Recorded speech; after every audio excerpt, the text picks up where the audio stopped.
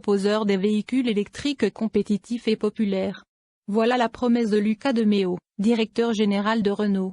Pour sa future entrée de gamme électrique, le losange va jouer la carte du néo-rétro, en faisant revivre deux anciennes gloires, la 4L et la R5. De Meo rêve ainsi de succès à la Fiat 500, projet sur lequel il a travaillé. C'est la R5 qui sera prête en premier. Il va, cependant, falloir faire preuve de patience. Un concept a beau avoir été dévoilé en début d'année, la version de série sera lancée dans plusieurs années. Lors d'un échange avec des analystes financiers cette semaine, Luca de Meo a un peu précisé le calendrier, ce sera au premier semestre 2024. Le bon rapport prix et autonomie. Un délai qui peut sembler long. Il est nécessaire pour mettre au point une nouvelle base CMF-BEV. Cette R5 ne va en effet pas reprendre la CMF-EV, plateforme dédiée aux voitures électriques de l'Alliance, mais pour les segments C et D. Pour les citadines, Renault a décidé de transformer la base CMF-B, celle par la Clio. La CMF-BEV va reprendre tous les composants non électriques de la CMF-B. Et chaque année, cette dernière va être produite à plusieurs millions d'exemplaires, en étant notamment utilisée par toutes les Dacia. Cela va donc faire baisser les coûts de la CMF.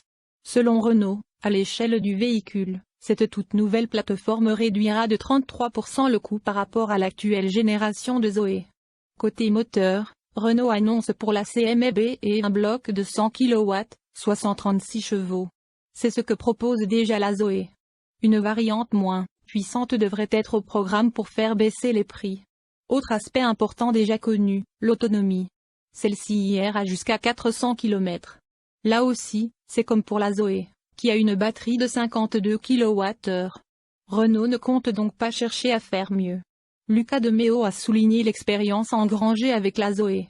La marque sait que 400 km, c'est suffisant pour la clientèle de ce genre de voiture, qui recharge son auto une fois par semaine.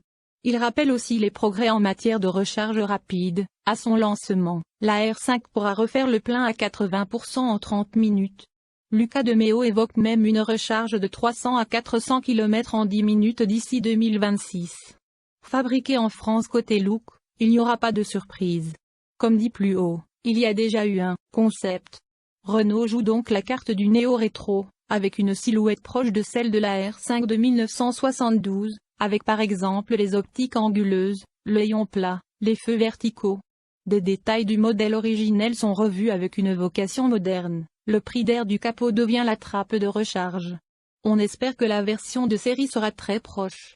La nouvelle R5 sera fabriquée en France, dans le nord du pays, où Renault a créé Electricity, un pôle industriel dédié à l'électrique.